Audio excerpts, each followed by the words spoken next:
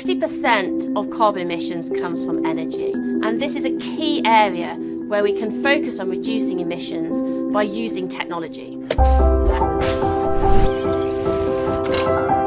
I'm Jessica Alsford, Head of Global Sustainability Research at Morgan Stanley. The 5 key technologies that are needed to decarbonise energy are renewables, electric vehicles, carbon capture and storage, hydrogen and biofuels. Many of these decarbonisation technologies are commercially viable today. Renewables are really exciting because actually you've seen a huge decrease in the cost over the last decade or so. And so now in many regions, they're actually much cheaper than the fossil fuel equivalent. We see attractive investment opportunities across many of these 5 technologies. Some are earlier short-term opportunities, some are longer term, but all have a real role to play in investment decisions. I'm Jessica Alsford, and we are Morgan Stanley.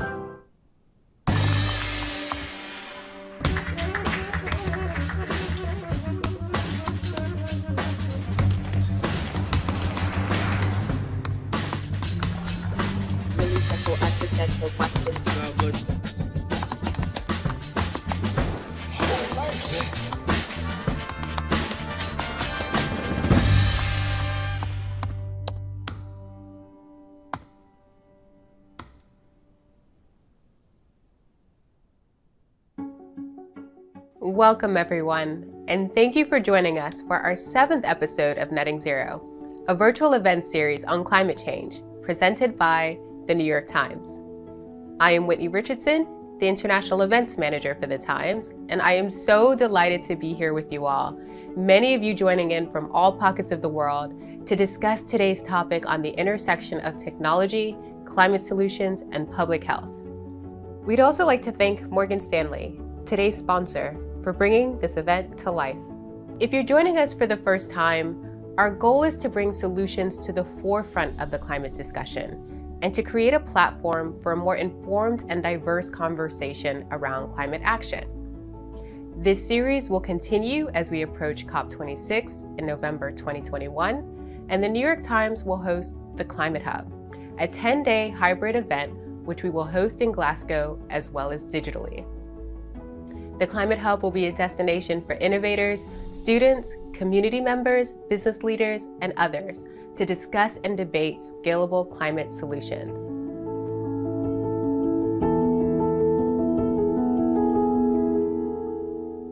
Today's discussion will be moderated by Rebecca Blumenstein, Deputy Managing Editor at the New York Times. In her role, Rebecca has overseen the Times' ever-evolving website, which was central to coverage of breaking news in the last year.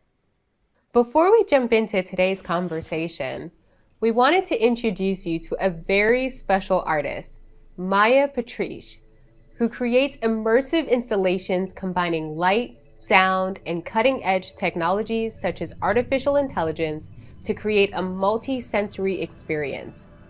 Her approach aims to evoke the wonders of nature, including both the beauty and the challenges we face. Maja, how are you? Hi, I'm doing great. How are you? Great, thanks. Can you tell us what inspired you to create this body of work and how you use technology to create your piece, Lost Skies? Absolutely. I'm a new media artist working with visual media, mostly light, and cutting-edge technologies such as artificial intelligence. And I create immersive installations and dynamic sculptures that evoke the sublime in nature. Eliciting nature allows me to engage people with their innate connection with the environment and other fellow humans to the degree that one can recognize unity with something greater than oneself in this vast and interconnected universe. The project Lost Skies stemmed from my interest in understanding people's view of nature, and especially nature that is affected by climate change. And for this project, I teamed up with computer scientist Maja and we developed a custom AI system called AII that creates visuals that express the essence of our collective gaze at the nature that is affected by climate change. So the AII algorithm is designed to search the internet for tens of thousands of images of the world that is affected by climate change related phenomena such as air pollution, global warming, overpopulation, deforestation, And then the algorithm processes all these images, analyzes their salient properties, and summarizes the data into one image. That's fantastic. Thank you so much. Additional question for you is, how do you think technology can drive action toward a greener and healthier future? Well, I have confidence in the technologies such as solar, wind, and nuclear to address the environmental crisis.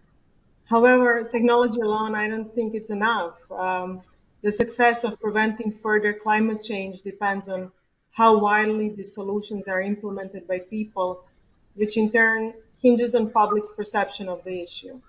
And this is where art and storytelling can make a difference. Art can emotionally engage us with the problem and in so prompt us to contribute to the solution. Thank you so much, Maja, for sharing more on your innovative approach. Thank you so much for having me. It's always great to see how art and culture can inform the conversation on climate change and inspire us to imagine new paths forward. If you'd like to follow Maja's work, we'll put more information on how you can follow her in the YouTube chat function. We also asked you, our audience members, to submit your own questions on what you would like to know from the moderators on climate change, health, and technology. Here are some of the submissions that we received from around the world. How can technology address the increasing public health needs that stem from the climate crisis? How can technology provide equity in public health for populations that are already underserved? What implications come with adopting new technologies to address climate change? What role can technology play in climate governance? Those were fantastic responses. Thank you so much for your submissions. Before handing it over to my colleague Rebecca, I want to encourage those of you who are watching on YouTube that you can submit your questions through the live stream chat function, and we encourage you to do so. Also, later in this session, I'll be speaking to two dynamic climate influencers who've used their online platforms to build community and spark change. With that, I'd like to hand it over to Rebecca to lead us through today's discussion with our dynamic panelists. Welcome, Rebecca. Thank you, Whitney, and thank you, Maja, for demonstrating how the marriage of art and technology can allow us to imagine climate solutions through an entirely new perspective. Of course, thank you to the audience members who have submitted their questions. I'm looking forward to picking up on your questions around climate and health intersection, as well as how exactly technology can provide climate and health solutions. Thank you to everyone for joining us. I'm Rebecca Blumenstein, a Deputy Managing Editor of the New York Times, and I'm happy to welcome you to a conversation with some of the world's experts on climate to mark Earth Day. Before we jump into the conversation, I would like to let you know that there will be an exclusive screening of a new short film, Mother of the Sea, directly after the session, presented by Water Bear. The director, Nick Brown, will join the screening to answer your questions, so stay tuned.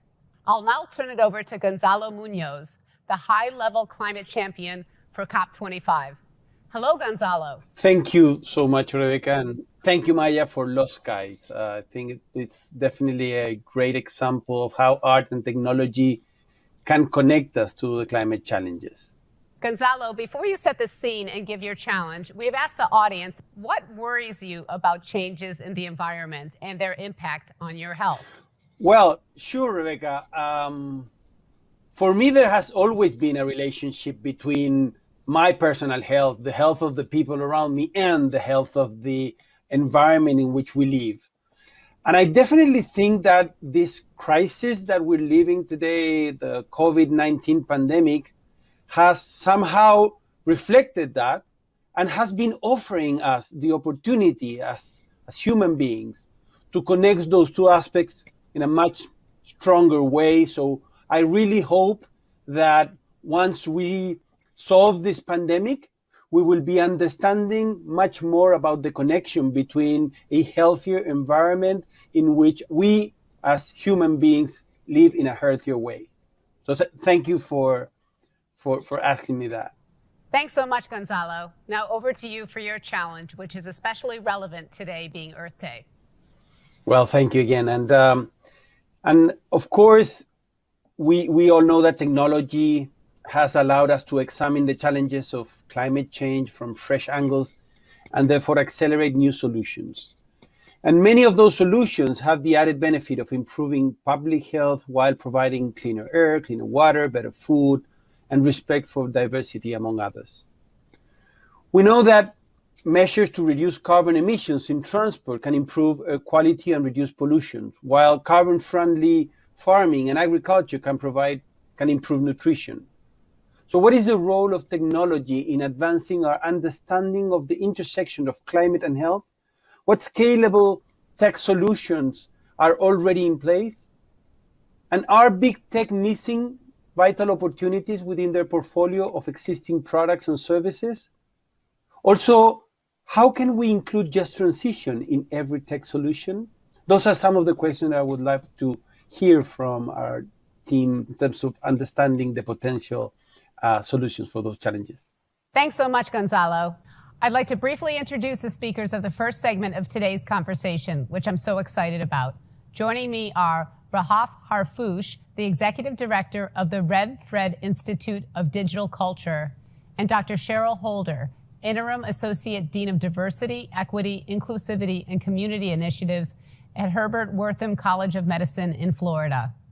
We'll jump right into the discussion. As Whitney noted earlier, I encourage all of you watching to send in questions to the YouTube live stream chat. You can also send your questions throughout the session to @NYTClimate on Twitter with the hashtag #NettingZero. Thank you, Dr. Holder and Rahaf, for this pertinent discussion. Dr. Holder, you serve patients in a clinic in Dade County, Florida, many days. Are you actually seeing the impact of climate change on your patients? Well, happy Earth Day, and thank you for inviting me to be part of this conversation with the New York Times. And absolutely, I am seeing patients pretty much every visit once you start asking the right questions, because Miami-Dade County is the center of, we have heat, we have hurricane, we have mold, we have mildew, we had a Zika epidemic, we got mosquitoes, we have everything. They often call us the zero point, where zero ground, whatever the statement, we're the center of it. So every day I see it because my patients live in homes and in conditions where they work outside, and it's very subtle. But if you start looking and seeing the dehydration and seeing the kidney changes and seeing the exhaustion and the lack of sleep, you start putting and connecting the dots. So it's just happening now to many of my patients. And Dr. Holder, you were telling me earlier the story of one patient, which really stuck with me, just how in trying to figure out what was happening with her, you came to the sad conclusion that really climate was the culprit. Could you maybe tell her story? Yeah, I had one of those aha moments, 2016, and it came to me because it's one of those times as a doctor. I'm a primary care doctor, take care of from adolescents, all the way to the end. And I've had this patient for many years, and she was always adherent, really a great patient who was older, Black woman, who had the usual diseases that we see, that we hear about from people who have lived in difficult conditions, not the best diet, but worked, had a little old house in a part of Miami, and she wanted refills. And that was her chief complaint, medication refills. So I was rushing through that day, filled out, and then at the end, I'm like, this doesn't make sense. She never comes in before time for her visit. So I asked her what's happening. And she then asked me to fill out a form to help her pay her light bill. And it's like, you need me to help you pay your light bill.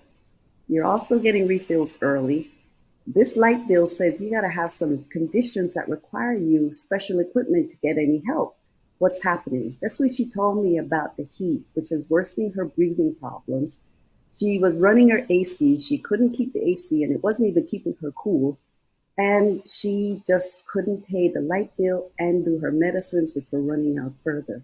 And then I had some more patients that same summer of 2016, which then I saw the news, hottest year recorded. And they came coming in with little complaints. But it was everything that came together as I learned, where you live, where you work, where you play, That's what really impacts your health.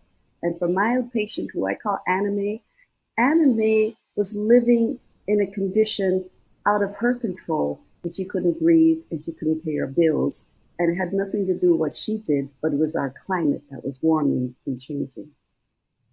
And as you see in your practice, it's the most vulnerable who are really getting hit the hardest first year.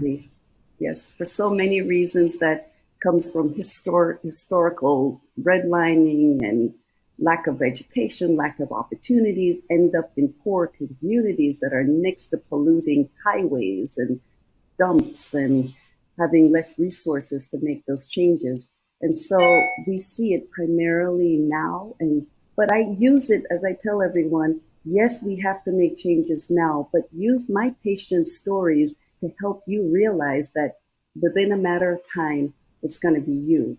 And help them find solutions, because any solution for my population is going to help you. And it's a wake-up call. It's our canaries in the coal mine, and use it to benefit all of us. Rahaf, let's go to you. You've written and studied about the role of technology in climate.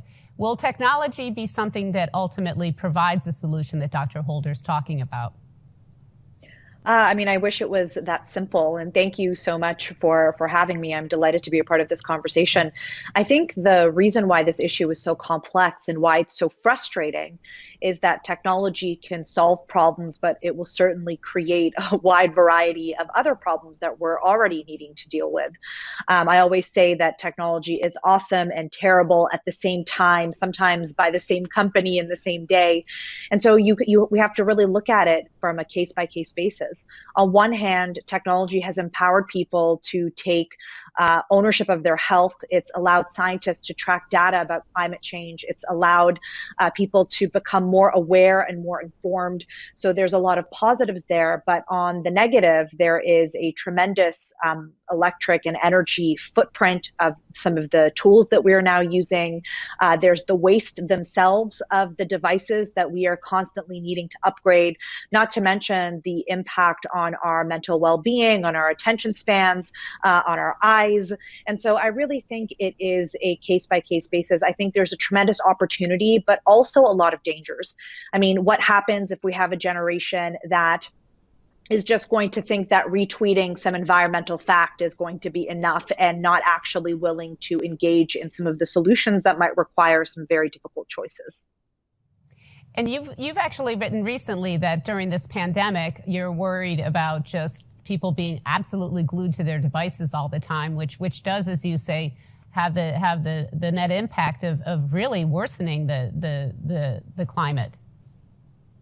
I mean, there is the imprint of how much electricity and technology we're using, and then there's also just the impact of all of these connected devices. I mean, we're seeing now everything from fridges to doorbells to blenders being connected. I remember a couple of years ago, one of the products that was suggested was a connected hairbrush.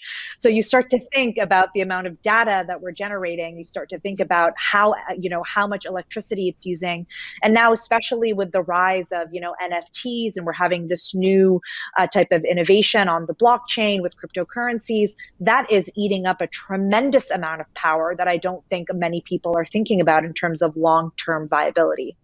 Mm-hmm. Now, Dr. Holder, when we're talking about your patients, we're talking about really, in many cases, as you outlined earlier, paying for an air conditioning bill in a serious heat wave.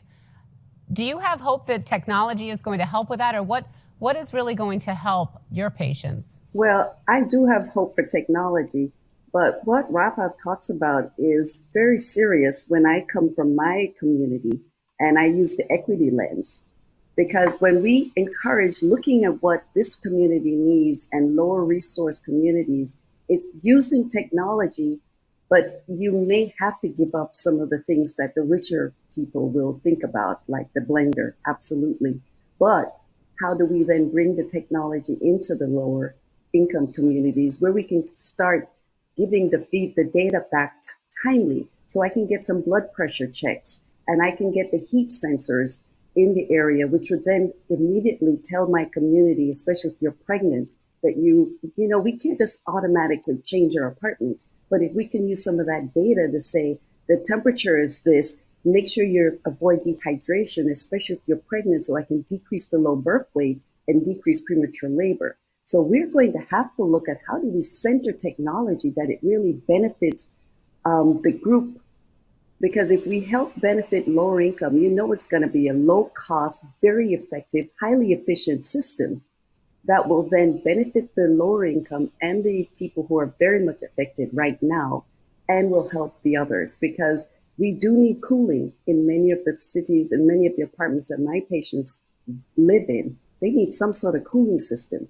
But that cooling system doesn't have to be the old-fashioned air conditioner. But that's where we need the innovation and the technology to be able to be equitably researched and equitably distributed to get those changes that benefits all the climate.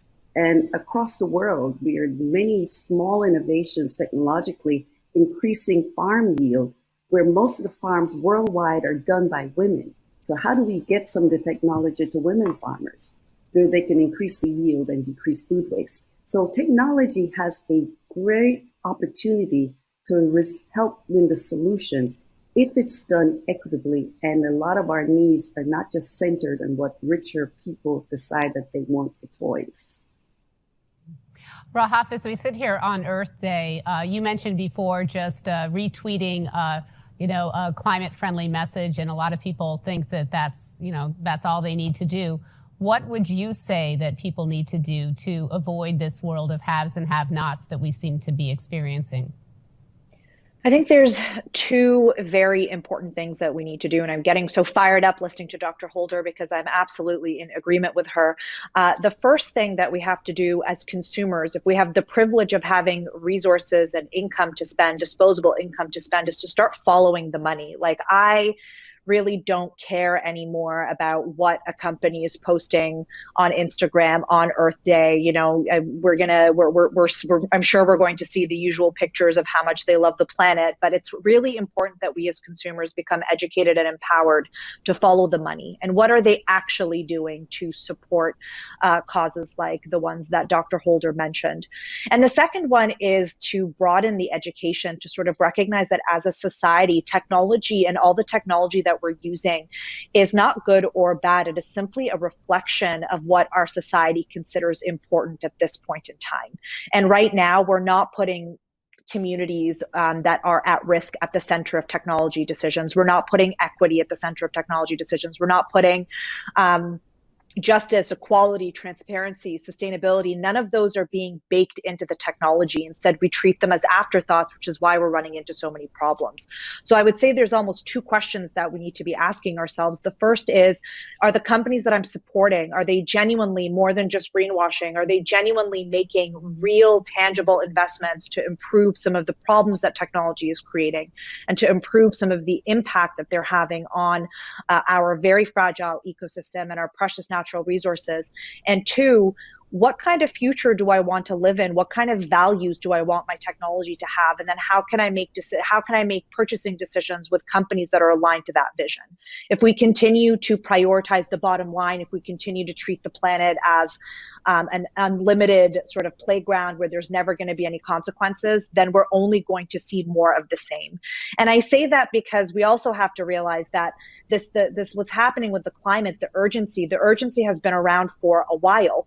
Right? The fact that there is a gap between the actions that people are taking and between the actions that we need to take in order to make changes signify to me that there's a belief gap, in that on some level we don't believe it's actually important. So no matter how urgent a scientist tells us, or how many reports we read, or how many articles we read, there is this like barrier. And so we need to start talking to people about that barrier to really link them with their present and the future that we all want to live in. Dr. Holder, does that make sense to you? Do you think that the people that you see in your communities, are they feeling that sense of urgency, and how should we get both them and everyone else more engaged on this topic? Well, that's where I see the role of clinicians, because honestly, when you are caught up in survival living, it is very hard to look beyond today. And when you have tons of decisions you got to make to be able to feed your children and keep a roof over your head, often the last thing they think about is the climate. However, they do feel the immediate heat. And so that gives us opportunity. And I see the opportunity with the clinicians, the nurses, the doctors, to help them connect the dots and then help them to realize that if we all work together, we're going to save their children, we're going to save them. And so the more immediate response will get the attention. But we do depend on the richer countries. It's just like we know this climate thing, the poorest countries in the world are feeling the impact of climate change right now. And it is going to be the richer countries who are going to have to step up. And it's not very different for my patients that how do we help them connect the dots? And I see many ways that we can. Education is key with across the board, but bringing in clinicians to start helping folks connect these dots for them and find solutions that they can be empowered, immediate solutions, little things that we can start to get people understanding what we're talking about. And Rahaf, before we wrap up this segment, the World Economic Forum has recently published rules requiring companies or compelling them more to actually be more transparent about how they do impact the climate. Do you think this is the sort of thing that will prevent kind of the greenwashing and lends more urgency to the business world that you mentioned? Yes, I think it's a great first step. I mean, there are a lot of companies that are doing really cool things, great things in terms of their supply chains, in terms of making them net neutral in order to, they're putting in new technologies into play that are reducing their electric and resource footprint. But I think we need to start demanding transparency. I don't want to see, a PR or like a press release. I don't want to see an Instagram post. I want to see the genuine impact that you're having. And I think as the next generations are coming of age, as the elder millennials, the young Gen Zs, even Gen Alpha, they're feeling a different type of urgency that I think maybe the older generations are not. This is something that they are seeing. This is something that they are going to have to fix. And so for me, I think there's going to be an entire generation of consumers that the companies that don't listen to these growing demands, that don't listen to these changing expectations, they're going to lose huge opportunities because at one point, customers are going to stop asking and they're going to start demanding. And if you've been sleeping on this, even though people have been telling you that you need better processes for 5 years now, 10 years almost, then at that point, you really have no one to blame but yourself. Thank you, Dr. Holder and Rahaf, for this very pertinent and fascinating discussion. We'll now hear from Audrey Tang, the Digital Minister of Taiwan. Minister Audrey Tang is a civic hacker and Taiwan's digital minister in charge of social innovation. Minister Tang has been leading the fight against COVID-19 through her leadership and democratic use of technology to fight misinformation and inform the public on measures to halt the spread of the virus. Welcome, Minister. Hello, and thanks for bringing me to this very engaging discussion. How can technology drive action toward a greener and healthier future? To me, democracy is a form of social technology. Previously, we think of democracy maybe as showdown between opposing values. But nowadays, democracy must become a conversation with many diverse values. In order for that to happen, instead of just providing 3 bits per citizen every 4 years, which is called voting, we need democracy to work in the here and now.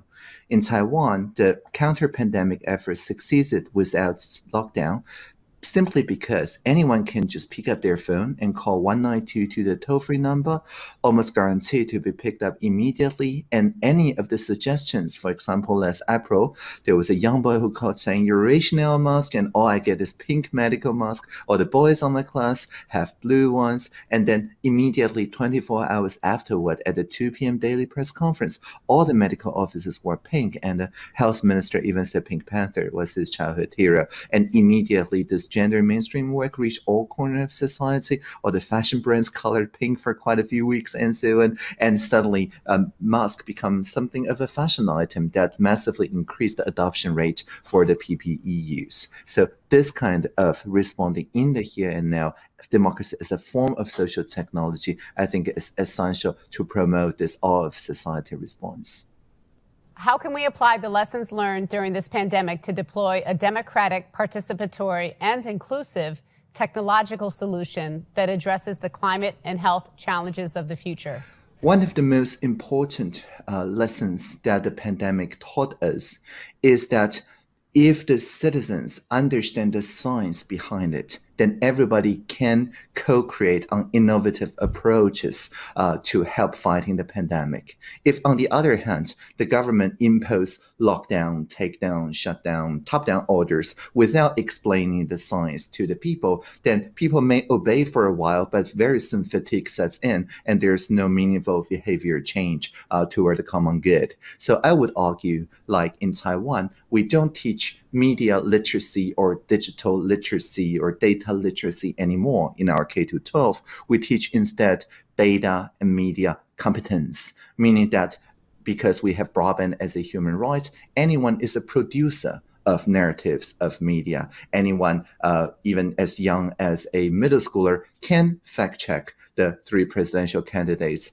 or live stream the tallying, counting process in the election, and also operate their local air boxes that measures the climate, including air pollutions and so on, and publish to a distributed ledger and participate in the data collective. Because the ideas of data bias, data stewardship is impossible to teach, but it's very simple to learn once you start operating and joining the climate science network. So starting as early as possible, build digital and media competence in basic education would be my suggestion. How can we make sure technological advances benefit the groups that are disproportionately impacted by climate change? I think we need to empower people who are closest to the pain. When we co-created the mask rationing system, we made a point to include, say, the immigrant workers or the people in their 70s and 80s in the initial co-design team and focus group. And when they are happy with the experience of securing such mask supplies, then we understand that we really did bring technology to people rather than asking people to conform to technology. So we developed in Taiwan more than 20 national languages version of communication material to secure the PPEs and distribute to them and so on. And we're delighted to find that the local community who trust the local pharmacies and doctors, of course, but also remix it in their local culture, in their local language, the tips and habits to protect one another against the coronavirus led by the social sector. And so I believe climate science need to be translated much like how epidemiological knowledge has been translated culturally in Taiwan and in other corners of society, so that people who get the most impact, the most suffering from climate change can participate meaningfully in setting the agenda of what to do. You have been utilizing your platform to encourage climate action. What sustains you and what gives you hope about the future? I think in Taiwan, we say it's everyone's business with everyone's help. So I often wake up to some emails, some messages, some Twitter mentions about the mistakes that we made the previous day and the better suggestions that can carry us forward tomorrow. It's like a perpetual crowdsourcing journey that I always wake up refreshed because I learn something new and I get to amplify that to the society. Thank you, Audrey. That was a very resonant conversation. Thank you. Live long and prosper. We're now going to bring in our second panel to further discuss how technology can accelerate climate solutions for public health. Welcome to you all. To Dr. Ian Hamilton. Ian, you're the executive director of the Lancet Countdown. You were telling me earlier that technology is actually making rapid advances when it comes to climate. Thanks, Rebecca. It's a pleasure to join the conversation today. Yes, absolutely. It's really clear that technology plays a powerful role in protecting human health and addressing climate change. But as both Dr. Holder and Rahaf have explained, it's really important how we use it, of course. That's the most critical thing. And maybe just in the first instance, we can think about how technology can address this. I mean, first, it plays a really important role in innovation applied to our everyday lives. You know, whether that's through better cook stove appliances that can reduce indoor air pollution, whether that's solar energy that can simultaneously heat and clean water, or whether that's in controlling irrigation systems to make sure water is applied to crops when most needed. But it can also increase the scale at which our ability to undertake detection and attribution of climate change risks and impacts on health. You know, being able to make use of satellite measurements that are linking across global arrays outdoor air temperature and pollution monitors that we can better evaluate when safe levels are being exceeded. And we can, as Dr. Holder had identified, being able to go out to our vulnerable communities and put in place plans and measures to protect them. We can also use this in terms of early warning systems, especially around heat, air, and water pollution. So those things that can be done now at a vast scale, which technologies will really support in achieving. But also the speed of evaluation. This is really critical for what we're experiencing today, which is that we can know what works more quickly. We can see which actions are being undertaken, and we can evaluate them. How effective are they at tackling, obviously, emissions, but also in terms of both protecting health, and where things aren't working, we'll know more quickly about that. And there's some really basic technologies that we can see doing really good things. As I said, obviously cook stoves, but looking at the way in which renewable energy, which has been around for a long time, has been adopted into different systems around the world and can provide a way in which we're able to mitigate emissions from the traditional power sector. But I think also the connection, the ability for technologies to connect people together, hugely important, and be able to share stories, share experiences around how their health is either being protected or at risk around what climate change experience we're seeing today. Great. And I'd like to next go to Geraldine Matchett. She is the co-CEO and CFO and a member of the managing board of director of Royal DSM, which has drastically changed its profile as a company in recent years. Geraldine, what are your reactions when you hear the doctor and others describe how climate is already affecting vulnerable populations? Hello, Rebecca. And listening to the conversation has been actually fascinating because it resonates completely. There's actually a bit of an irony when it comes to the food systems. On the one hand, food production is one of the biggest contributors to climate change. It's actually the second biggest emitter of greenhouse gases. And yet at the same time, it's the part of the economy which is the most impacted already today by severe weather events, whether it be droughts, whether it be floods, whether it be actually the proliferation, for example, of fungal toxins, which comes with higher temperatures. There's actually an FAO statistics that shows that a quarter of all grains in the world are actually contaminated with those toxins, for example.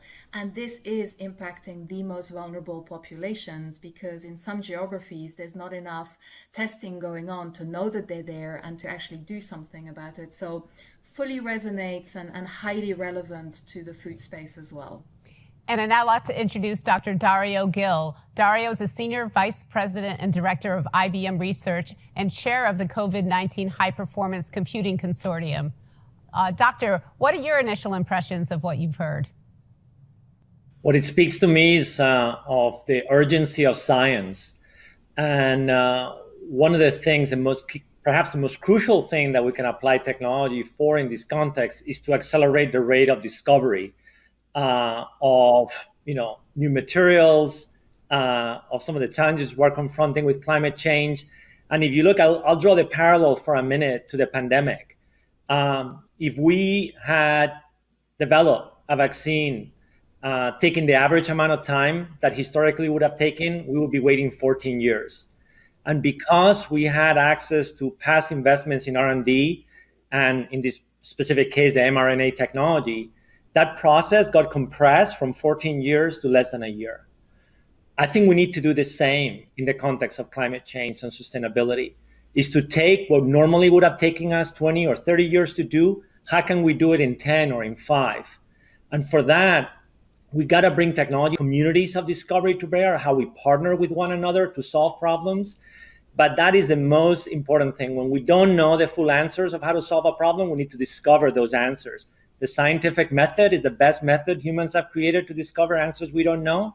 And we got to use technology to compress this time. Unfortunately, we actually have a lot of platforms that can allow us to do that. So we got to deploy them at scale. Doctor, could you please describe what happened during COVID and how you actually helped compress that time with, by getting a number of the world's top tech players together to really combine resources?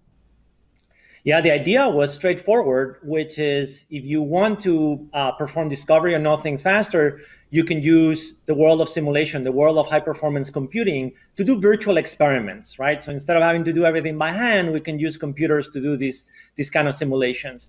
And the idea was, well, many of our institutions, like big tech companies or national laboratories or universities may have access to these high performance computers. But what if we could aggregate them? What if we could pool resources and make them available to scientists? So what we did is we created the COVID-19 High Performance Computing Consortia, and we aggregated close to $2 billion worth of supercomputers, and we made them freely available to scientists and researchers that were fighting the pandemic. And what we brought together is private sector, in this case, not only IBM, but also, our competitors in terms of Amazon and Google and others. We brought together 7 national laboratories. We brought together NASA, the National Science Foundation, universities, and even internationally to be able to pool resources together. And I think this model of partnership where we can aggregate unique skills and unique resources that we have in the context of fighting what is the most urgent task that humanity has is part of the solution. Mm-hmm. Dr. Hamilton, does that resonate with you? Do you think we could do a similar thing with climate that just happened with COVID? I mean, I think we have to. Hearing Dr. Gil speak about, the two challenges that we as scientists face, which is openness of data and access to that information to be able to use in an interdisciplinary setting. I mean, this is the thing about health and climate change, which is that it is by nature interdisciplinary.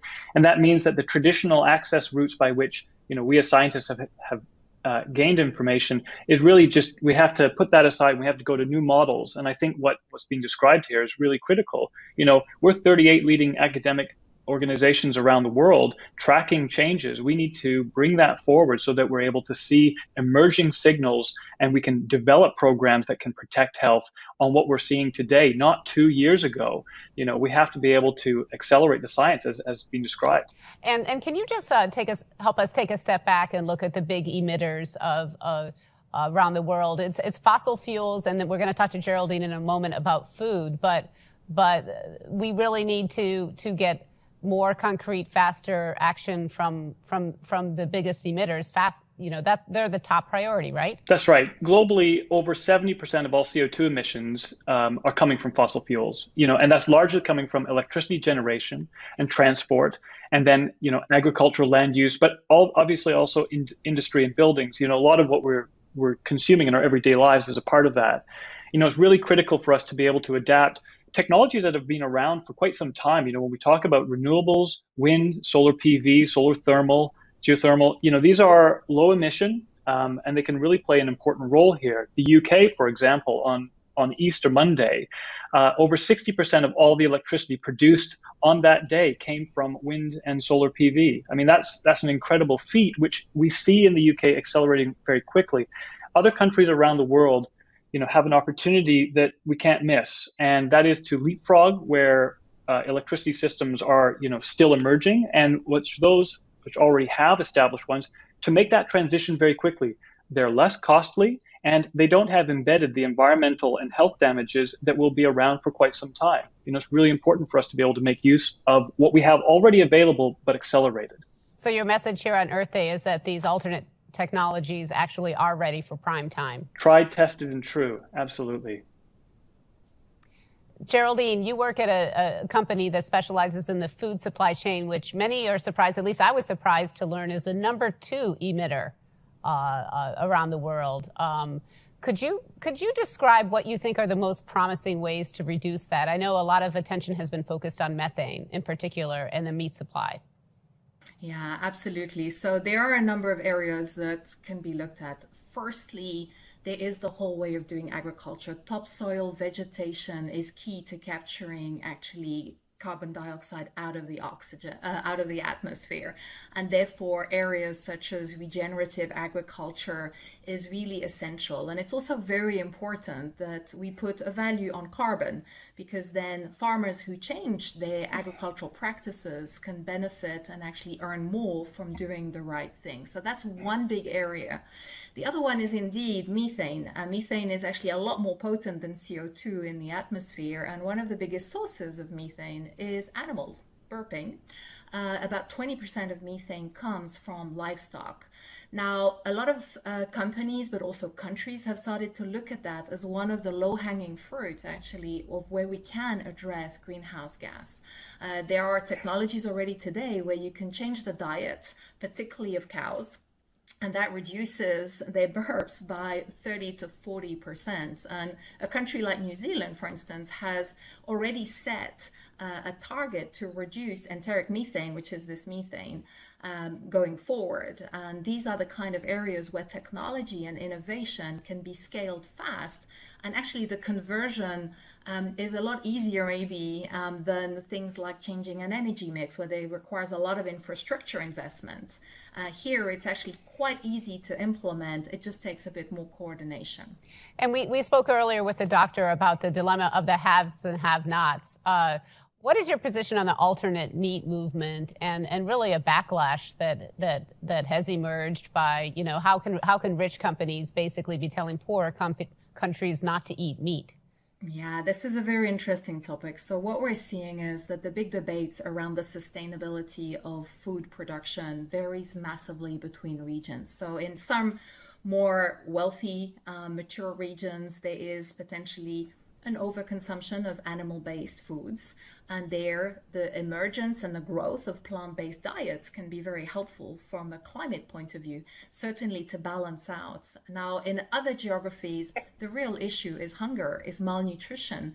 If you're malnourished in the first 1,000 days of life, you will never recover. So we have to be extremely careful in how we go ahead in terms of involving food systems. Now, what is good and what's very exciting is we've actually been seeing a lot of exchange of information between geographies on what are the sources of protein, because here we're really talking about protein that are plant-based versus animal-based. And to my surprise, actually, some of the lower income geographies are looking a lot more at already indigenous plant-based proteins that they like to eat and that they produce themselves. But I would be extremely cautious to go down the route of saying, you know, to offset the climate change, those countries where basically hunger and malnutrition are still a big challenge, that we actually push on reducing animal proteins right now. It does not seem to be the right thing to do. Dr. Gil, I'd love to go a bit more deeply into the role of technology. We're hearing about, you know, the servers that are required to power all this technology, how Bitcoin and how much energy it uses.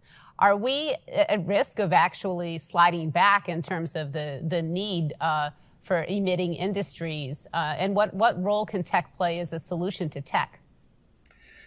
Yeah, I would make the point that there's two vectors of what we need to do different. One vector is, if you look at digital technologies by themselves, the increase in utilization of these server farms and computer farms in the cloud, those technologies need to get more efficient. I mean, just to give an example, if you look at the world of artificial intelligence and the kind of large machine learning models that get built to power AI, they're very computationally inefficient compared to the analog version that we have in our brains, right? We dissipate only 20 watts of power, and machines that do a tiny fraction of what we're able to do, have many orders of magnitude more emissions. So there's things that we have to do in the technology sector to get computing to be much more efficient. But I'll make a second and more important point, which is that digital technology and computing technology shouldn't just be for digital, meaning we gotta use the power of these digital technologies for the physical world. And what I mean by that is we gotta direct it so that we can bring it back to discover better carbon capture membrane technology at the point of emission of industrial emissions, to build better battery technology, to build better fertilizers. So if we could direct that energy and the computational capacity that the digital technology enables us to do so that we can discover better materials and solve problems better in the physical world, that would be directing the technology industry for a good purpose. And before we break to the larger discussion, I'd like to ask you all, since this is an Earth Day, really in the middle still of the pandemic, hopefully toward the end of the pandemic, how has the pandemic really changed the equation here for you and from your perspective in terms of climate? In some ways, it's reduced emissions. There's been many fewer plane flights. Many of us have become used to not commuting. Do you think that some of the changes that we've seen will be enduring, or do they spotlight a greater urgency in particular areas? Yeah, maybe Rebecca, I might jump in there. One thing to see is last year, you're right, CO2 emissions had dropped around 7%. But in December of this past year, December's emissions were greater than December of 2019, which means that what we're seeing here is certainly going to be, driven by an economic rebound, an emissions rebound. And this is a really critical time for those going into the policy discussions and for national governments who have unrolled all sorts of stimulus. Really important to be able to obviously ensure economic stability and, of course, protect our health from the pandemic, but is to embed actions that address climate change at the same time, because what we know is that they're going to both protect jobs and livelihoods today and also for the future if they're on a pathway which is low emission. It's really important for us to see that the actions that we're taking that we know to be good for our health in the future. We had a report out a couple of months ago looking at what happens if national governments align to their NDC Paris Agreement commitments, and we can see that there's going to be major improvements in health and diet-related disease, in terms of air pollution disease, and looking at what we can do to change, physical activity, which has also really changed in our daily lives, how much we're walking, cycling, and taking part in, the environment around us. So I think there's a lot that the pandemic has forced us to change in our lives, and those good things we have to ensure are adopted for the long term. Mm-hmm. Geraldine, how has the pandemic shaped the way you think about climate? Yeah, the pandemic for me has had one very big positive aspect, and that is that the world has realized that people's general health condition matters. So what we've seen is the populations most impacted by the pandemic had a very low health status, and that if you want to be resilient as a population, as a country, as an economy, as a world, it's important that everyone actually improves their health through better diets, and particularly through better nutrition. So while it's of course been a real tragedy, I think that is a learning that will stay with us. The other big learning, and it links to climate, is there's a kind of a feeling that things take a long time to evolve and that change is very slow, particularly in the food system space. And what we have seen last year is that when the world realizes there's a real crisis, we can change fast. We can adopt different practices really quickly. And that is, again, a really salutary learning that we should be implementing, not only through technology, but through regulation, through better communication, and through the engagement from an end-to-end point of view of all the players. Certainly that is the case in the food space. So these are, for me, the two big learnings of the pandemic. And Darío, I've heard some predictions that tech adoption, particularly cloud computing, even automation, has been accelerated by years given the pandemic. Would you agree with that? 100%. I think we've seen 15 years worth of digital transformation in 1 year, and many, experiments that ended up being almost natural experiments at what was possible to be done, right? Whether we're talking about telemedicine or remote workforce or the nature of collaboration, of how much could be accomplished, right, in terms of international conferences remotely, that now I think are going to be part of their permanent landscape. And I also highlight a point I made before, that one of the lessons that I hope, all of us have learned around it is back to the power of science to be able to solve problems. And what we're starting to see right now here in the United States, but I would see more broadly, is we're going to see aggregate levels of investments in R&D that are going to be significantly increased to be able to target towards the most urgent societal needs. And I think that of all the terrible things that happened this pandemic, that could be one of the things that we could turn something very negative into something positive, which is we need to aggregate the resources for problem solving at a scale we haven't done before. Thank you, Ian, Geraldine, and Darío, for a fantastic discussion. I would now like to hand it over to Whitney for an exclusive interview with two climate change makers. I hope you're enjoying the discussion so far. It's been great to hear from Cheryl and Rahaf about the deep interconnection between climate, health, and technology, as well as from Darío, Ian, and Geraldine on what solutions we can leverage today and going forward. I am now excited to introduce two climate leaders, Leah Thomas and Sophia Lee, who are also thinking very deeply about the intersection of climate, health, and technology in their own work. Leah Thomas, joining us from California, is an eco-communicator who is passionate about exploring the relationship between social justice and environmentalism. She's the founder of the Intersectional Environmentalist Platform, a resource and media hub that aims to advocate for environmental justice within education and movements. Sophia Lee, joining us from Brooklyn, is a multimedia journalist, film director, and climate optimist. Her mission is to humanize issues such as the climate crisis and social justice into digestible and accessible news. She also serves on the Council of the Intersectional Environmentalist and is a board member of the environmental nonprofit Slow Factory. Welcome, both of you. It's so great to have you today. Thanks for having us. Yes, thanks for having us, Whitney. What worries you personally about climate and health, given what you've seen or experienced in your own communities? Yeah, I think something that really worries me is when people talk about the climate crisis, they sometimes talk about a hypothetical future, which is very, very scary, without realizing that the environmental justice crisis is here now and has been here for a lot of communities of color in the United States. So something that really worries me, especially after going through a pandemic and seeing Black and Brown communities experience respiratory illnesses at higher rates, that kind of exacerbated what we were already seeing because of increased rates of air pollution, in particulate matter in Black and Brown communities. So we're already seeing higher instances of respiratory illnesses. So that's something that really worries me, kind of not understanding that the environmental justice crisis is happening now for communities of color, and it's impacting their health on a daily basis. And then we're seeing that being exacerbated more when there are instances like pandemics. So that's pretty scary to me.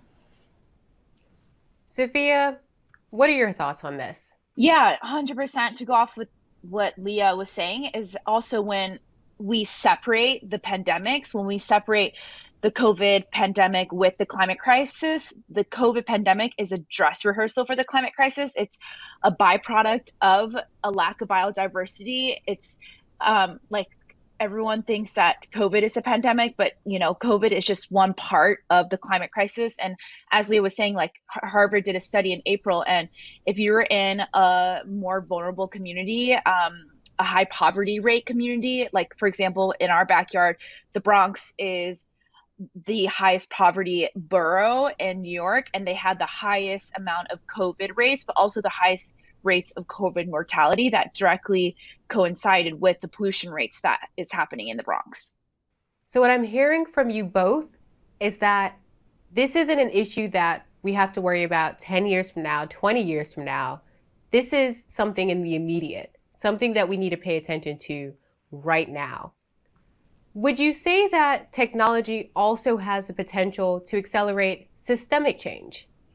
Yeah, I think 100% technology has already accelerated systemic change. If social media, is the great equalizer, it democratized so much news and media and how we access it. And for example, Remake had a fashion campaign during the pandemic where there was $44 billion left on the table for garment workers that was left unpaid from global fashion giants, from a Uniqlo to H&M to Nike and Adidas. And with their Pay Up fashion campaign, they were able, that was a social campaign that happened through social media, and that wouldn't have happened before the age of social media technology if it was just mainstream media. And they were able to just a few months ago announced that 22 billion of that 40 billion originally was paid out because of pressure from the public.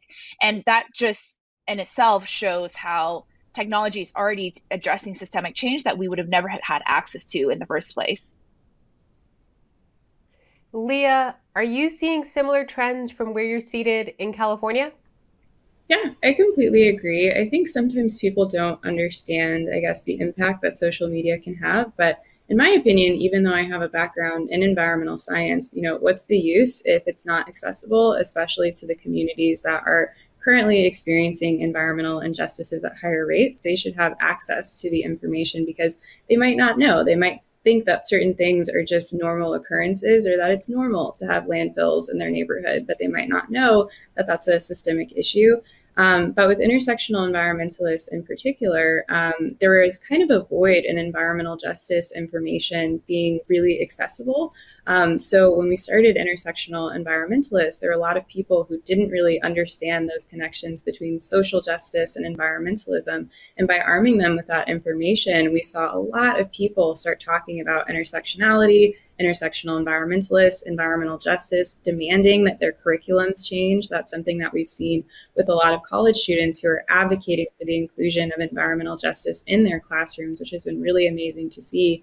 And in addition to that, we've seen it kind of transform into policy very quickly, even with the White House coming out with a video on their Instagram, which I thought was so cool, titled The Intersectionality of Environmentalism, and then inviting us, and along with other amazing platforms like Future Earth or these other digital media environmental platforms, and having conversations with them. So I think we're seeing that even the White House is starting to understand the importance of utilizing technology and meeting people where they're at, especially the younger information. And I think it's a great way to create change pretty quickly and mobilize a new demographic of people that maybe wouldn't be as interested beforehand. Now, I want you both to teleport into the future with me. You see that the fourth industrial revolution has created healthier communities and a regenerated planet.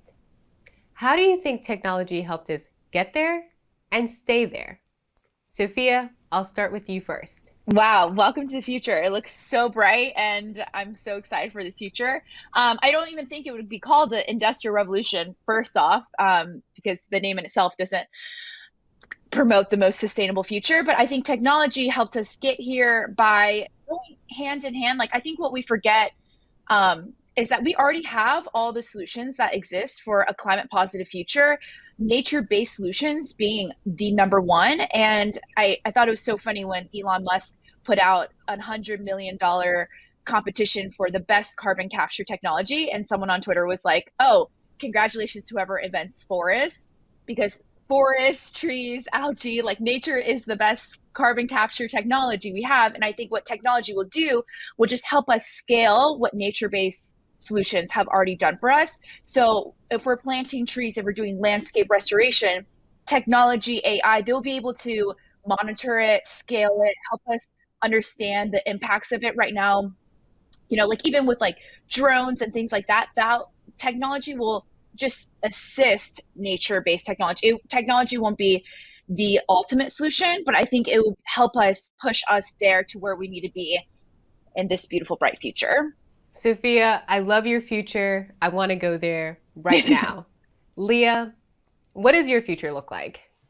So I think the future will be intersectional, and I think we're going to do that by kind of dismantling the current educational system that we have and really infusing it with the histories and cultures of Black, Latinx, Asian, Indigenous people, people of color worldwide, because I think when we teach science and when we teach STEM and environmentalism and we include the histories of BIPOC people who have historically had better relationships with the land and have paved the way for what sustainability is today, I think we'll have more empathetic people. I think we'll have access and respect for and give a lot of BIPOC people a seat at the table. And when we do that, I honestly think that we will have a better, more sustainable future.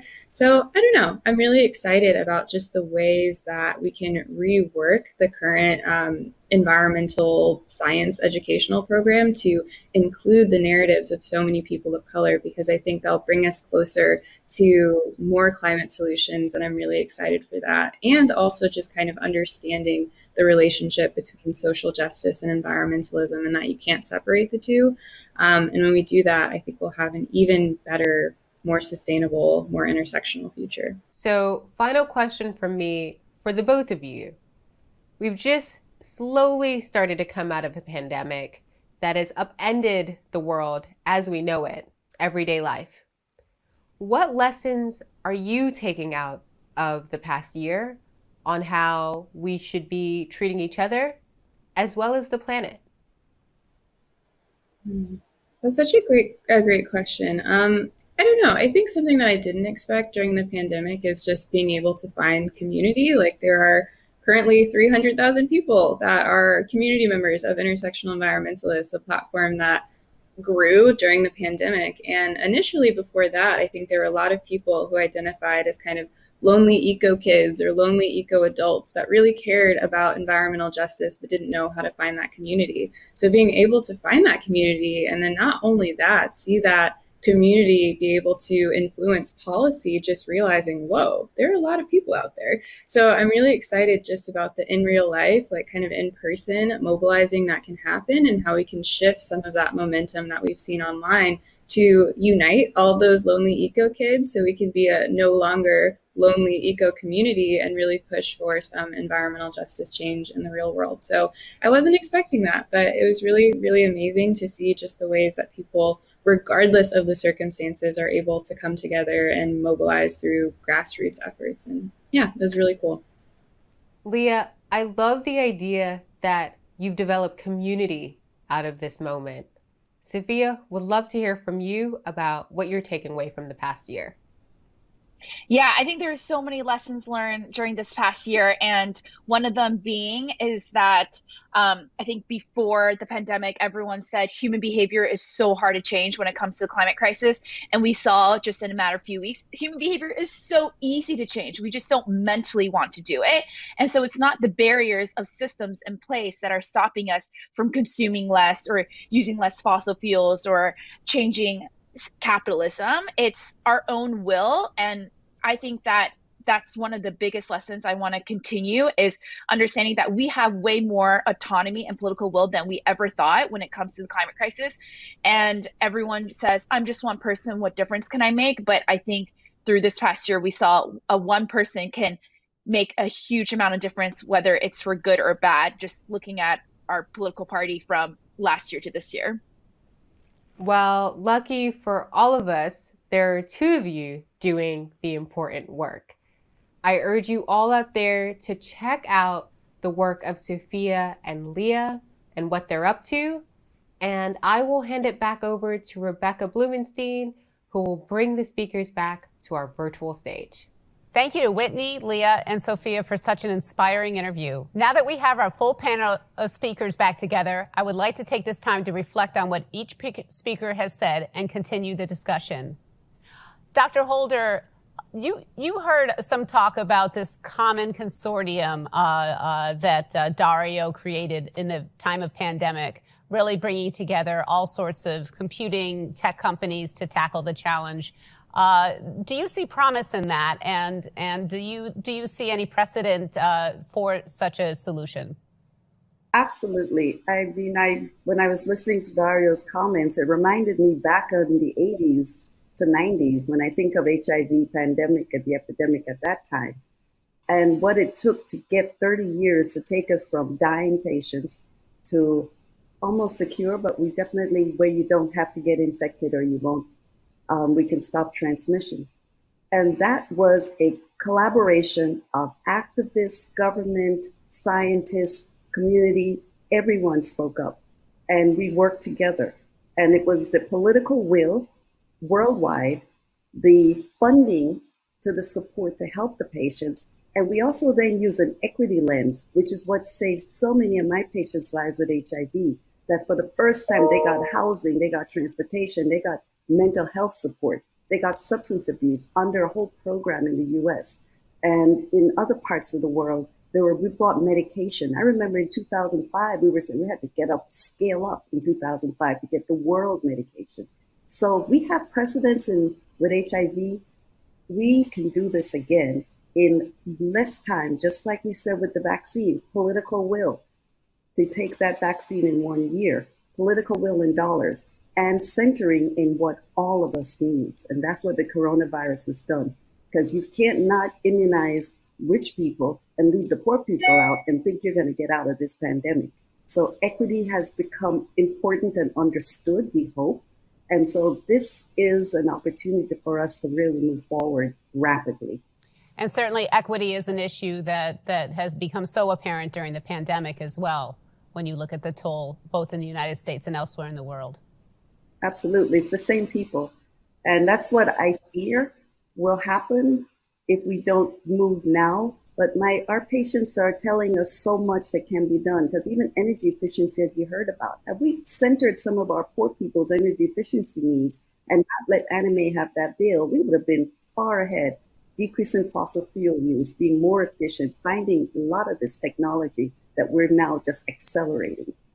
Rahaf, what is your impression of or reaction to Dario's idea to do a COVID-like, coming together to increase the urgency behind climate and apply all the supercomputing powers that the world has? Would it help? Is it realistic? I mean, I think it could be incredibly helpful. My lens through which I look through sometimes tells me that it really needs to hit. Change is really hard for people, and it needs to really hit them financially, emotionally, their sense of safety. And again, as Dr. Holder said, a lot of the times the people that have the most movement are not at-risk communities. They're the people that have a lot of security, that have a lot of resources, that have a lot of wealth, that have the protection of social systems, the protection of investment and infrastructure. And so it takes a lot longer for those communities to feel the pain. So I hope it doesn't get to that. But I think the good news is, as Darío mentioned, that if and when we get to that next crisis point, we already have the infrastructure in place. We know we can cross borders. We know we can share data. We know we can share technology. We know we can share research. We know we can produce vaccines at cost. We know that this doesn't have to be a profit-seeking venture. No one can now, we no longer have the excuse of saying it's not possible. We now know it's possible. So once again, it's about the will and it's about our choice. Are we going to choose to collaborate, or are we going to choose to keep systems that exploit certain people and ignore other communities, that we're going to keep them in place? If I could follow up, Rebecca, for just a comment on that. One reflection in the midst of the consortia that we created was how after each crisis, we've seen the emergence of new institutions. So after World War II, for example, in the United States, thanks to Vannevar Bush and other leaders, we created things like the National Science Foundation. We saw in the Cold War the emergence of institutions like NASA and DARPA, et cetera. So in the moment we find ourselves, what are those institutions? So here's an idea as well to generalize the moment that we found ourselves in the pandemic, but to transcend. The idea is that we will need to create something like an international science reserves. And here's a thought. If you look at in times of emergency, in the military, in a different context, we mobilize reserves that are in the civilian sector when there is a hurricane or a particular need. And we tap onto the capacity that is distributed through the country to be able to solve problems, right? So today, we have scientists and technologies across federal institutions, private sector, nonprofit, universities. We have capacity across all these institutions. So imagine having something like that, like an international science reserves, that would allow people that have this passion, in addition to Rahaf was making the point of the pain, but also there's a lot of people who want to help. There's a lot of people who want to contribute their expertise to problem solving. But we need a coordination mechanism, just like we've invented in the pandemic, but also in times of peace, in times of when the crisis is not urgent month to month, but it still needs to be done. So I hope that out of all of this, we also are creative in the institutional capacity of the nation and internationally of how we work with one another across institutions. Ian, do you think there's a saying, don't waste a crisis. Are we reaching a point with climate?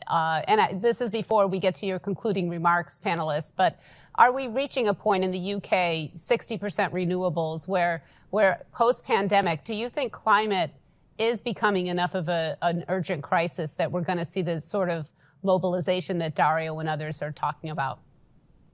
Yeah, Rebecca, I think it's incredibly prescient right now that actions are being taken that will basically pay a dividend. This is the opportunity where social change and governmental change has really accelerated the conversation around health and climate change that can embed themselves into policies today. One of the things that was really critically raised is we need to have health and all climate change policies now. And this is really pushing forward in the conversations that are going to be happening in the pre-COP discussions, and really also with G7 and G20. These are the world leaders who are able to take action today, and every conversation we have has to have health at the forefront of the climate change agenda. So before we break, I'd like to ask all of you, you mentioned the COP talks. President Biden is having climate talks. The U.S. is rejoining the Paris Agreement. I'd love to go around to all of you and put you on the spot and ask you what your biggest priority would be to governments, to business, to science emerging from these talks. What sort of commitments are you looking for? Does anyone want to jump in first? Sure, I'm happy to jump in. Well, first to just say that I think that as of this moment in time, we really need to see commitments that are coming forward that are able to share and distribute the action and basically the money that's needed to support especially developing economies, so that they can leapfrog into the right set of technologies that will ensure that air pollution is low, that emissions are low. They're able to, as you say, ensure the pipeline of diets that are safe, that are nutritious.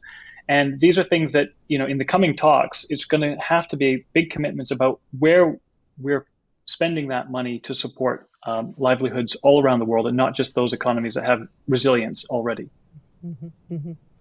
Dr. Holder. Yeah, well, I love about the health, and I agree. Any health solution, any climate solution is a health solution. And so if we even say more vegetables, we're getting everyone healthier. If we have any solution, decreasing air pollution, everything improves your health. Anything with the climate, decrease the fossil fuel. So focusing on health and equity. So I can't just do health alone, I got to do equity. Because if we use that equity lens, we would be urgent now. It wouldn't have to wait. We'd have found all these actions and started implementing them today, because there are people dying now, and those people have solutions that will help all of us. So if we can start looking at the equity and centering what's happening to a lot of the people who are affected now, it will rapidly accelerate our discoveries and decrease the deaths that we're going to experience, because it's happening. Our mental health will improve. So many things will improve if we do health and equity as one right now. Rahaf, what are you looking for?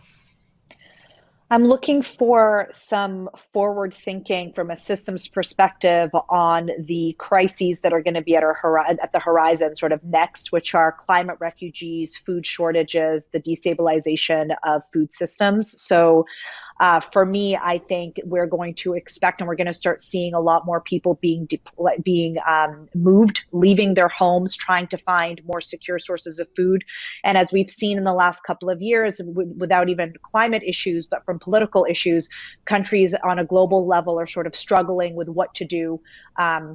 With a huge influx of refugees. We've seen this with the Syrian civil war. We've seen this with other humanitarian crises. And so for me, I'd really love to see some thinking, because nothing is going to test the resilience of these large-scale systems than the movement of people that are desperate for food and shelter and safety. And Geraldine, in terms of the food sector, which is so critical to reducing emissions, what sort of solutions and commitments are you looking for in the upcoming talks? Yeah, Rebecca, this is a really big year this year with COP26 and with the UN Food Systems Summit coming together. And I think one of the biggest outcomes that we're looking for is a much more general realization that food systems and climate change are the two sides of the same coin, and effectively the two are extremely interconnected. Now, on top of that, we would love to see a lot more commitments around, firstly, traceability and valuing the fact that if farming practices change, for instance, to carbon sequestration, to regenerative farming, to different farming practices, that farmers actually see the benefit. And that would be really looking at things like carbon, valuing carbon trading, because that basically enables the funding of the switch to these much more sustainable practices within food production. That's one area. The other one is really to see all of the parties, all of the stakeholders get together and really see how we can change the different systems in the world to really up nutrition. So not necessarily calorie intakes, but really saying, how do we make sure that in developing countries, a lot more food is fortified, for example, or how we can see diets evolved in the right direction in wealthier countries. But there are so many aspects to the food system that it really is a combination of saying, how do the food systems and climate change go together? How do we reduce the impact of food production on climate? And how do we at the same time make sure that we have resilient food systems going forward? So it's a key year, and we're actually very excited because technology innovation can go to scale to address these topics. This has been an incredible discussion. It's especially relevant here on Earth Day. I know I've learned a lot, and I hope many of you have learned a lot as well. And before we go back to Whitney Richardson for some final words, I'd like to remind you that there will be an exclusive screening of the Water Bearer film after this session. Thank you all so much. And now over to Whitney. Thank you so much, Rebecca, for leading today's discussion, and many thanks to all of our speakers who joined us from around the world. If you enjoyed today's debate, we look forward to welcoming each of you in May to our next digital event in the Netting Zero series, 10 Years to Complete a Circular Economy, which will be moderated by my colleague, Andrew Ross Sorkin, a leading financial columnist for The Times and the founder and editor-at-large of DealBook. You can sign up for that session right now on timesevents.nytimes.com. Thank you so much to all of you for joining us today, and we hope to see you soon.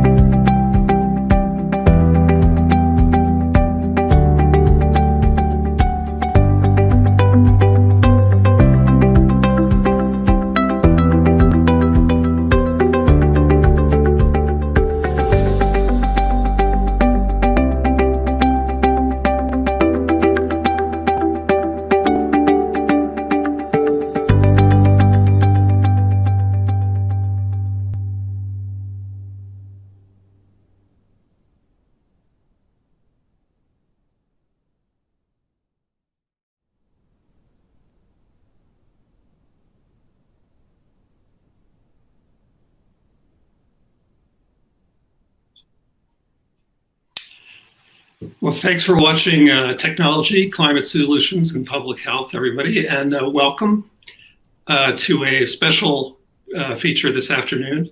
My name is Henry Fountain. I'm a climate reporter at the New York Times, and as part of our Earth Day festivities here at the Climate Hub, we have a special presentation of a really interesting short film that relates to climate, and I think you'll really enjoy it.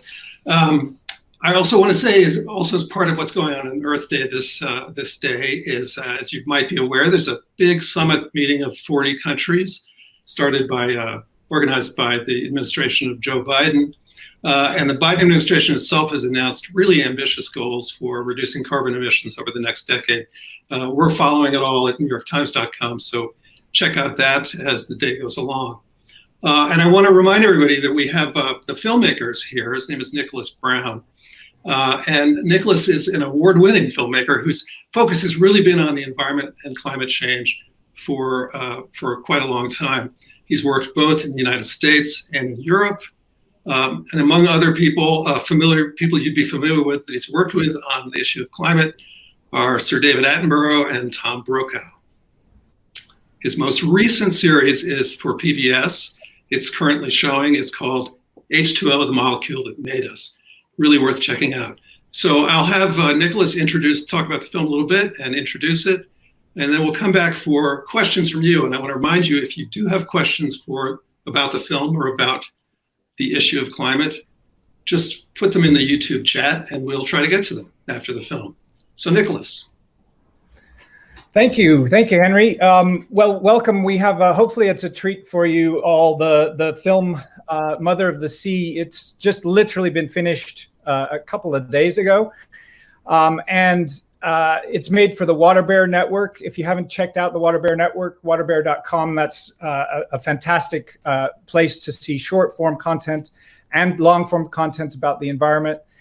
This film like I've been making films for a while now, and fortunately have been able to go up to the Arctic, in Greenland and in Canada. And every time I went up there, I heard the same story, sort of a myth, but I actually call it a living story because everybody up there seems to know it. Every hunter, every child, every grandma, they all tell this story. So I thought, let's tell the world this story and watch how they have updated it with climate change and plastics and a lot of other issues.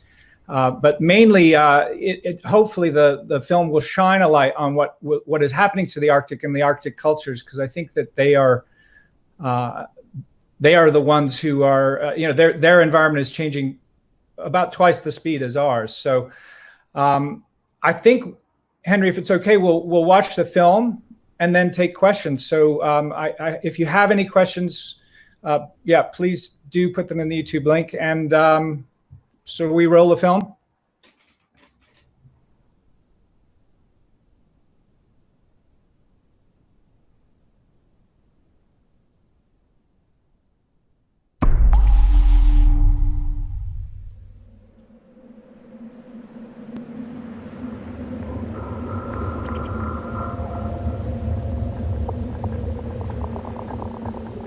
Puttaattaratta upa naakku taava imaliuleraangat unerarsussuutigunllasuasi imaqimaariarit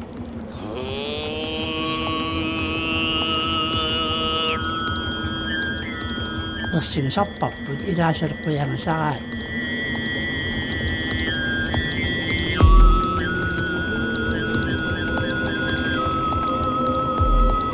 oqalittuattarpaatutaa sissameeqqusanginnamitsigu isissanasualuta ilangullugu so upperaa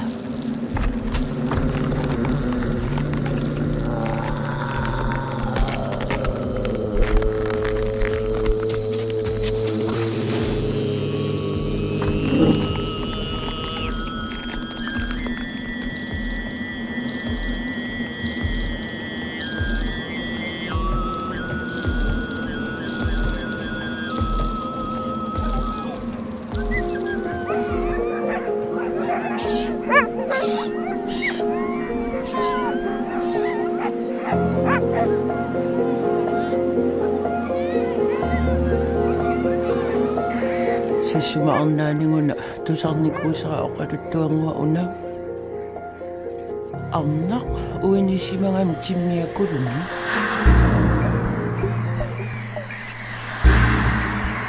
taununami pawaneqaqqami inoqayugittumi najungaqarsimappu uinitu kisiani piffis ingerlanerani taassuma niviarsianguup ilaquttani maqaasisoruissuanguorsimangaminngi tawa tamakku imma ataataata ilisimatersimariaramingit panini aasimangamia tawa taassuma timmiakulu pinginnaanini atorlugu anuarsuaq takkutsinniarsarisimangamiuk anorleriartuinnerluni kisianni ataattap aamma ilaquttani allat annakkusullugit аллатут илиорсингааюннаарлунни виарсиангуа иммам ингинниарсариlersimava маатиммиаккулу тимуссамма синтаанни виарсиангуа уимминут наамерлуни утеққорусуннани умиатсиасинаа ассоруйуссуат тингуллугу аннамиа аммак мата улимаамикиппил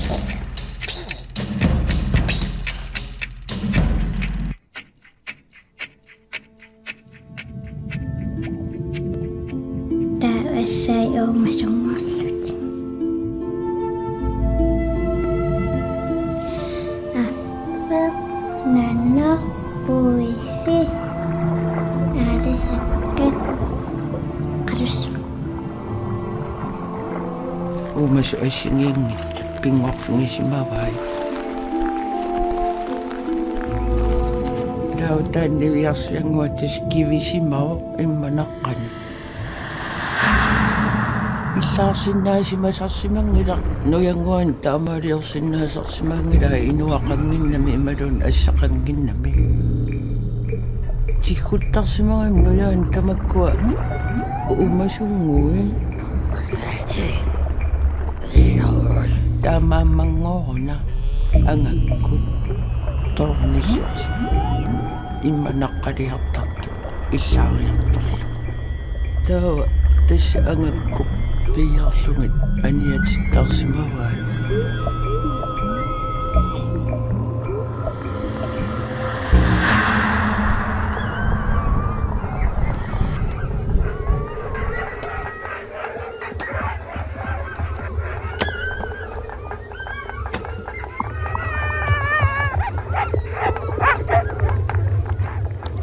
Kaadi siuri piniartuusimappu piniakati marassorlungillusoo inuulluti kiumaarlaannut tallut ukiivissarsiartaarlut ilisimasimava sassuma arnaqaartoq immanaqqani niungalim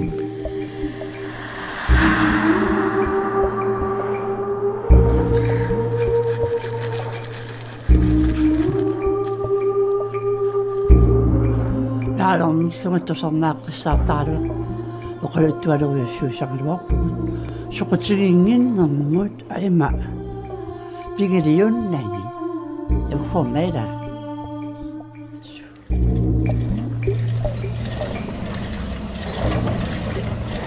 Once all the ice is melted, the once covered ice area will heat up 81 times faster. There will be no stopping it.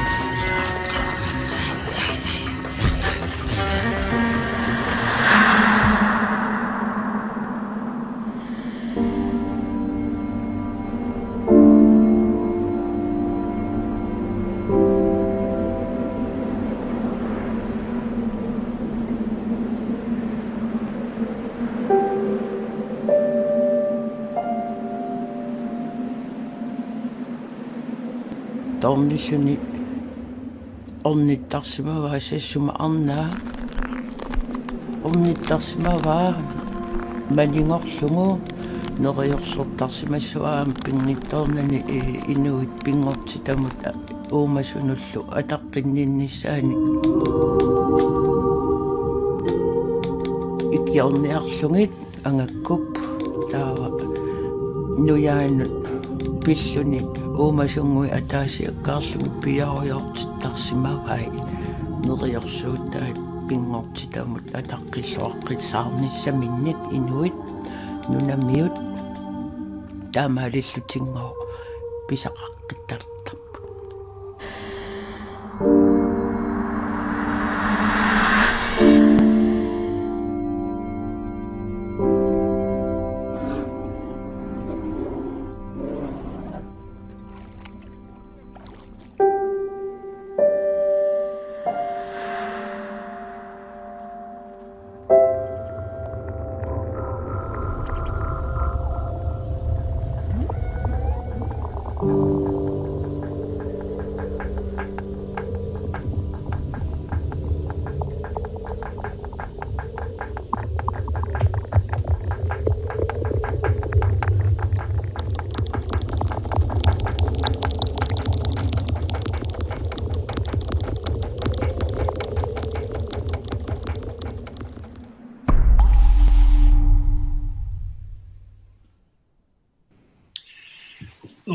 That was Mother of the Sea, a film by Nicholas Brown, who's with us today at the Climate Hub. And I have to say that was both enchanting and frightening at the same time. Really, really powerful film.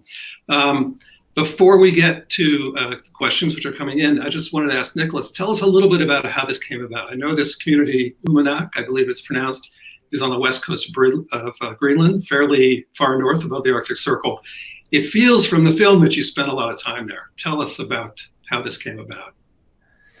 Yeah, I did some work for a series with the BBC where I was filming a series that called The Human Planet. We were up in the Arctic, and it just so happened that a friend of a friend knew someone, and I ended up in Umanak at this children's home, which is an orphanage, and got to know the owners of the orphanage a little bit and just kept in touch. I was always fascinated about how they were working with these children and keeping their culture alive.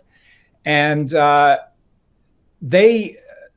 we were up there filming for something else recently, and I just thought, I've heard this story so many times. I wonder if the kids in the orphanage know it. And of course they all did. And not only did they had worked out some animation bits to tell the story. So all the animation that you see in the film, that's done by the Inuit children at the Umanak Children's Home. And they've updated the story. I don't know if you can notice, but the mother of the sea, when she's underwater, at one point she's got like plastic in her hair, and she's upset and angry with what's going on. And I think that was just so endearing. So we just decided to sort of put this together. I didn't unfortunately get the chance to go up to Umanak this time. So the cameraman Ulanak Ingman was there anyhow doing some work, and that's how we made the film, just all on phone and iPad and stuff like that. Well, it's beautiful. I mean, it's beautifully shot. It's an incredibly beautiful place, relatively untouched. Although, as your film and others point out, it's becoming increasingly touched by climate change. But let's move to some of the audience questions, which some of which are pretty broad-based and really good questions. So keep them coming in the YouTube chat. So here's a question: what do you hope the viewer will take away from this film? I mean, for me, there's a lot of information now about how to deal with climate change, which I think is an incredibly important part of the dialogue. But I was hoping to also get us a little bit under the skin about why to worry about climate change.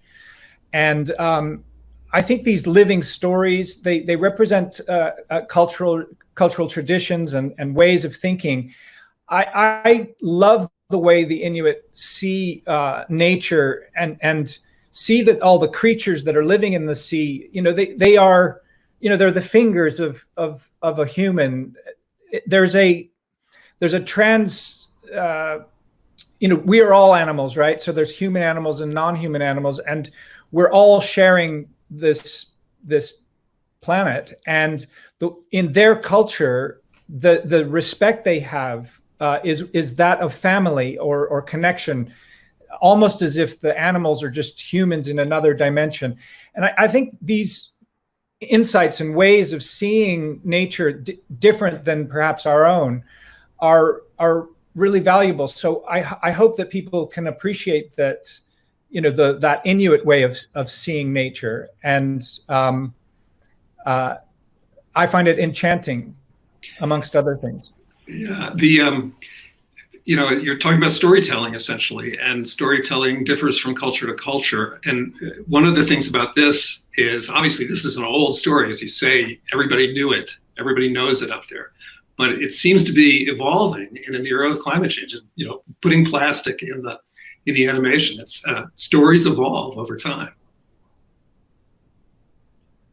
Yeah, I think the stories we tell ourselves really do influence how we behave and how we think about things. I have a friend, a colleague named Wade Davis, who talks about how the various ways one can see a mountain. And if you grow up in the Pacific Northwest, or like I did in Colorado, you might see a mountain in terms of the timber and the minerals. Native Americans or other cultures might see it as a sacred space. Someone else who might be an environmentalist, now in the modern era, might see it as a water purification ecosystem. So these are all valid ways of seeing nature. And I feel like just like biodiversity is a good thing, I think a diversity of human stories and human perspectives is really healthy, because we know that in nature, biodiversity equals resilience. And I think that applies to the realm of ideas and stories as well. A resilient culture is one that has a pluralism of stories and perspectives. A couple of viewers want to know a little bit more about the process of making this film, specifically working with the community of Umanak up there, and any kind of challenges you faced. Obviously, I assume you don't speak Greenlandic, among other things. No, that's why my co-director and partner with this Ulanak, he really asked the questions, and we work together almost daily. I was sat here in Oxford, kind of online, and my producer Jade and I we conference in every day with Ulanak as he was then going out and filming, and he was our man in Havana, really, and spoke the language, knew the people, and then also the children's home were just so fantastic. They really gave us everything, because I think the Anna Andreasen, who runs the children's home, she wants all the children to have great experiences and be exposed to the greater world outside. So she just really welcomed us. They put up Ulanak and spent the time with him, offered their bedrooms for filming, and so it was really one of cultural friendships, and that was the real joy of it. Yeah. Mm-hmm. I had one very specific question, and then some broader questions from the viewers. There's a very short scene towards the end where the seal, you reverse the seal, it comes out of the water onto the ice. What's the significance there? I think that there is hope, in climate change when we do change our stories, and that's kind of what we're talking about. That's what the whole discussion was earlier about health and climate change is. It's up to us to change the narrative, and I think that the reversal of the seal is sort of indicative of this concept of what the Inuit talk about. They would send the shamans would send their spirits down to the mother of the sea and assuage her and calm her mood. And really that meant that they were having a relationship with nature. They were thinking about nature.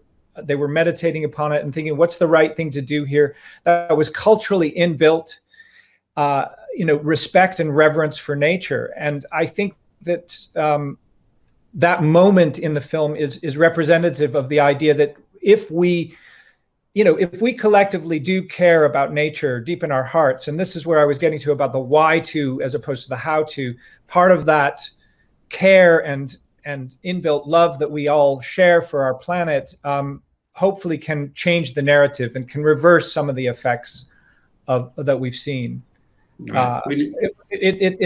It's not going to. We know some things with climate change are going to take a long time to reverse, right? Especially with Arctic warming, and but nevertheless, I think that's the ethos and the spirit. Mm-hmm. Yeah, we need to be thinking like the shamans think. Really, we need to think about what we're doing, right? Speaking of climate change and warming and the effects in Greenland, as a lot of viewers know, and one has asked, the ice sheet in Greenland is melting rapidly. It had a record, I forget the total, but several hundred gigatons of ice were lost in 2019. The outlet glaciers that take that ice out to the sea are melting fast in Greenland. Did you get any sense from the people there that of concern, greater concern perhaps, because that's their land? Absolutely. I think when you specifically when you talk about Greenlandic communities, their grocery store is the sea. You could see from the landscape, nobody's growing vegetables up there. So their food is from the ocean.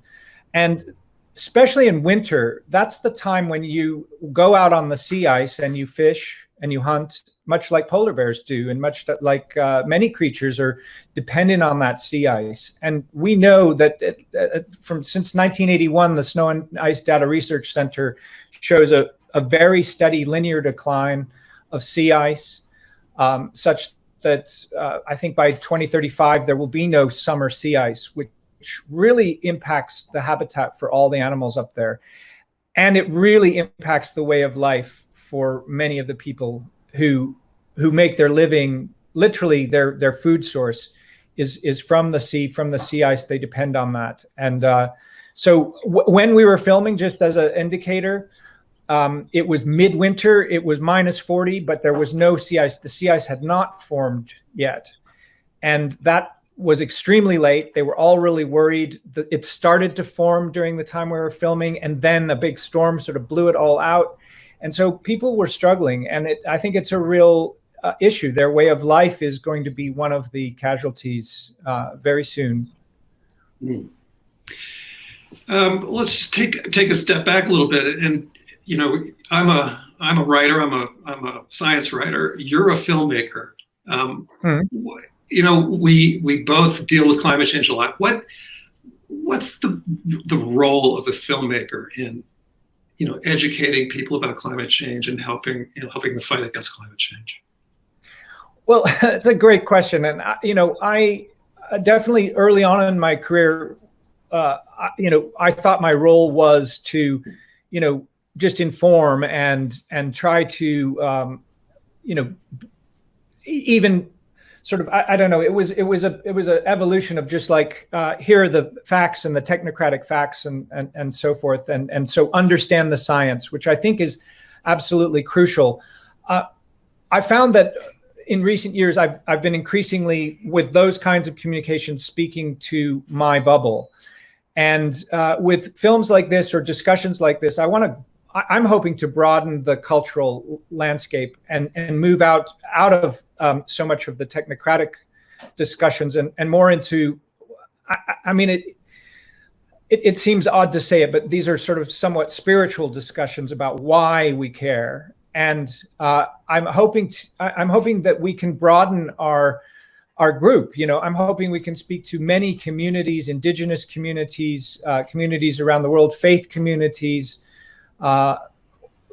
people around the world who really do care about nature. And maybe the role of the filmmaker is to enable, I think, broader perspectives. So I'm starting to think of it a little bit more in those terms culturally. Yeah, I think that's a great point. I mean, we talk about that on the climate desk of the New York Times, that, who are we reaching? Are we just reaching the same people? Are we sort of in a bubble? And I think, obviously going into another culture the way you have and presenting in a way that anybody has access to, anybody can understand, really, really helps sort of burst that bubble, I think. So kudos to you. A couple other questions from the audience. Here's an interesting one. Do you believe that children in developed nations will share the lesson of Mother of the Sea the way the Inuit orphans have? Kind of what we're just talking about. What's your take? I mean, I'd love for that to happen.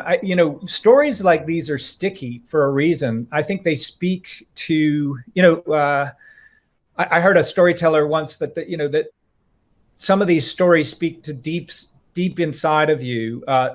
Some of the sort of sticky elements of the story, like the poor young girl who gets her fingers chopped off and kind of falls in the water. It's a little gross and weird, but I think these stories do operate in our minds and they stick there for a reason, and they have the capacity to live with us. That's why they're called living stories. So I would be delighted. Certainly you see this story shared in the Arctic communities a lot. I would love to see people take those metaphors and play a little bit more with them. And if people share this story, that's fantastic. It's a great story. Right. Well, speaking of sharing, Julianne O'Neill writes, magnificent film. How can it be shared now? And several other viewers are wondering sort of what's next, or you have other plans to work with this community, or what's next for the film? What's next for future climate change films for you? So this film will be on Water Bear, which is the Water Bear Network is a short form and long form, but it's it's a free service. And in fact, if you sign up now to waterbear.com, they'll plant a tree on your behalf. And you can see this film and other films that I've made. And we are continuing this dialogue. I'm working at the moment now with the Catholic community and Pope Francis, who's written an encyclical about the climate change issue and the environment. So my plans are to continue the cultural conversations, and definitely as part of that conversation, I'm continuing talking with some of the orphans up in Umanak to get more under the hood about like what is going on in their community and how is life changing for them, and particularly the young people there. Their futures are very uncertain, very different. So different than anyone planned. So it is a very fast moving subject, and I will keep making films, hopefully see them on Water Bear and some of the other networks that I work with. Great. Well, Nicholas, this was a fantastic film. I know I enjoyed it, and judging from comments and questions, I'm sure the viewers did too. And look forward to being able to watch it again and watch future films that you make. Thanks everybody for watching. It's just really been a special day here at Earth Day at the Climate Hub at the New York Times. I just want to remind everyone that we have another Netting Zero session coming up in May on the circular economy. Make sure sign up for that one. It's been a great series so far, and it continues up to COP26 in Edinburgh this fall. So thanks everybody for watching. Thank you, Nicholas. Really appreciate your being here and showing us this film. Thanks, y'all.